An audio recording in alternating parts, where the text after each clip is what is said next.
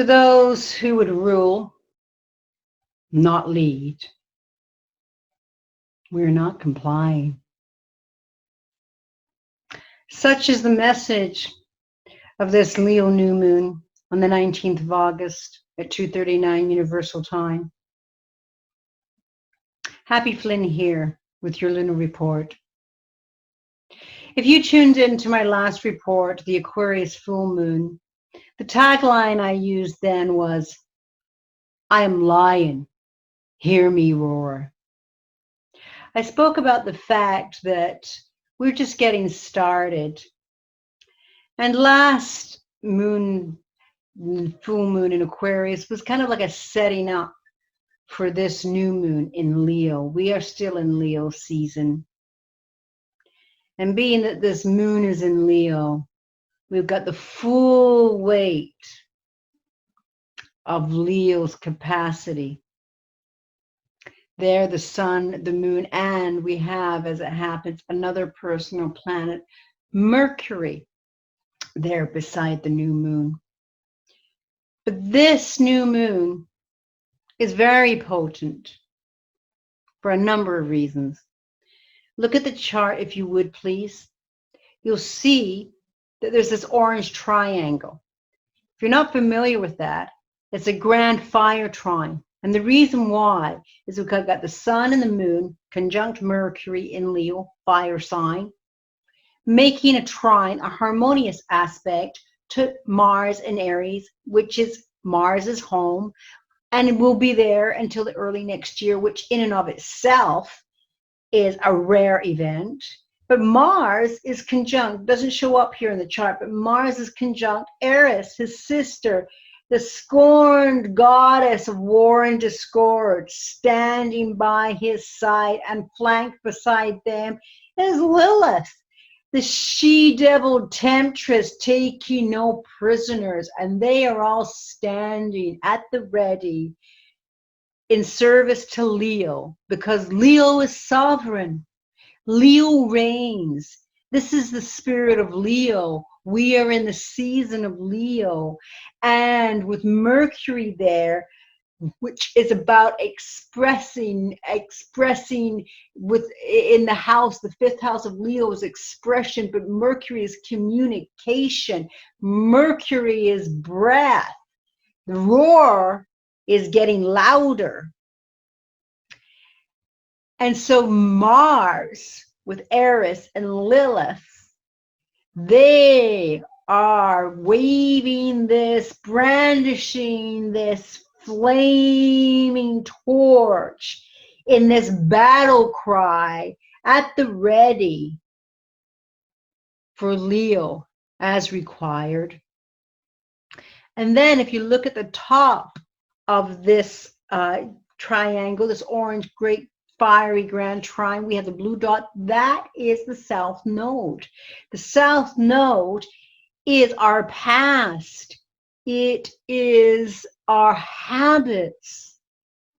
And being there at 27 degrees is also trining harmoniously in this fire trine with the new moon. And if you look right across in opposition to that blue dot, that south node at the bottom, that blue circle, that's the north node, our destiny, our future, where we need to head ourselves in Gemini. And Gemini is about communication. It's about being understood. It's reflecting back. So reflecting back to the status quo, and the status quo, Capricorn, where this great gathering of Jupiter, Pluto, and Saturn are reigning over this global uprising, the foundations of status quo, the foundations of patriarchy, of governance, of law, of authority, of dominance. All the foundations are shaking up now. And this new moon cycle is one of many, many cycles growing and building. But if you see There's that orange triangle, and down at the bottom where that blue circle is of the North Node in Gemini future, can you see that it looks like a kite? That is a kite in astrology. So we've got all these really potent aspects, this grand fire trine configuring with this North Node, making a kite another incredibly potent aspect, all working synergistically. With this South Node in Sagittarius, we're being called to let go. Let go of our ideologies. Let go of pedantic thinking, of dogmas, of beliefs, religions, the things that no longer serve our betterment, our higher mind. It's our habits. We want to let go of the habits. We want to be careful that we don't fall into our habits, which end up being our weakness if it doesn't allow us to move forward. We want to also be aware of adversarial forces working against us to let go of those bad habits that no longer serve us. Sometimes people don't want us to move forward because they feel left behind. But we all have this opportunity to move forward. But we have to be willing to slough off, to let the scales from our eyes fall away, to shed a skin. And that skin is what we thought was. We might have to let go of what we thought were our dreams for the future and have faith that we can have a greater, wiser. Sagittarius is ruled by Jupiter, wisdom. A greater, wiser dream.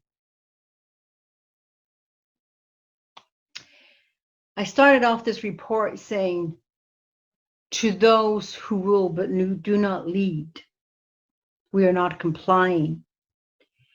That's about Saturn in its house in Capricorn, in this great gathering, causing this tremendous seismic shift on the global human sphere. Saturn is making that inconjunct aspect, that green line to the new moon. An inconjunct is like this agitation, this irritation, this thing you can't quite get to, like an itch on your back. Saturn, if we're looking at it as governance, patriarchy, authority, rulership, it's not quite able to quell this roar that is escalating. In fact, like that itch in your back, if you actually get a scratch on it, it can often inflame it to make it itch even more. That's that in conjunction with Saturn. Now, we also want to be very careful, being that the North Node is there in Gemini and Mercury, the messenger of the gods, and being an air sign, Gemini being air, ruling the lungs, that we do not blow this fire out of control, that we control the breath. Take a deep breath, cool ourselves down so that we can control the winds of change as we negotiate Gemini negotiation contracts, North Node future, a better future for ourselves.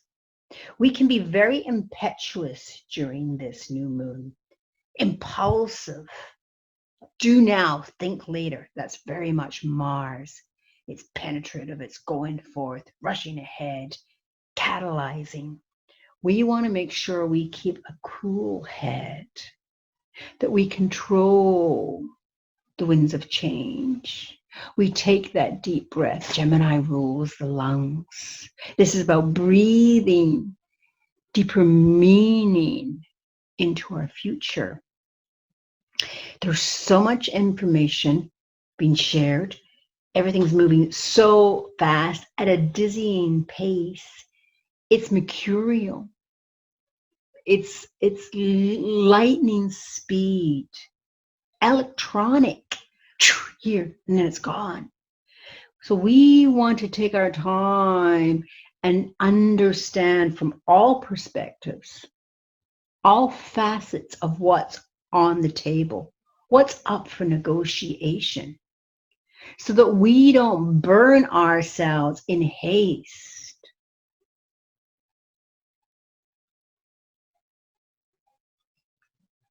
We have Jupiter making a sextile to Neptune.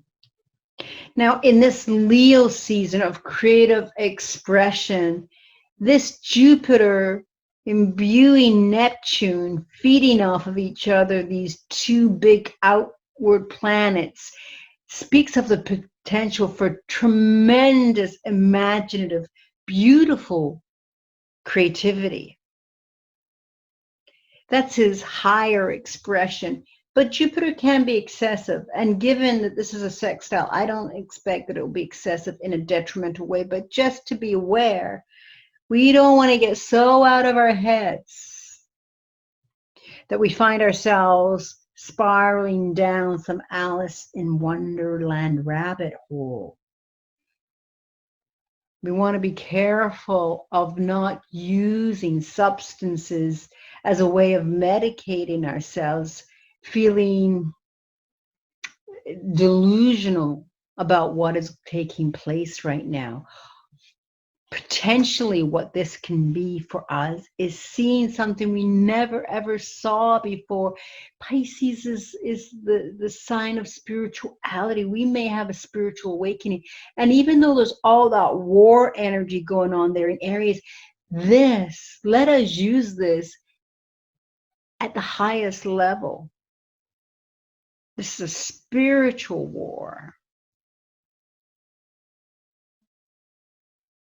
Spiritual war where we are in collective solidarity, negotiating a better future as sovereign beings.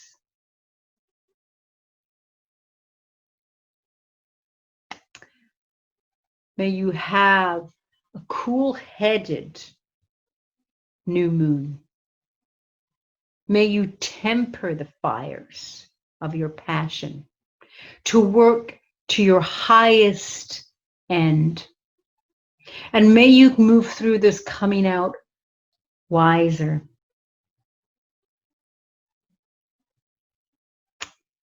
See you next time.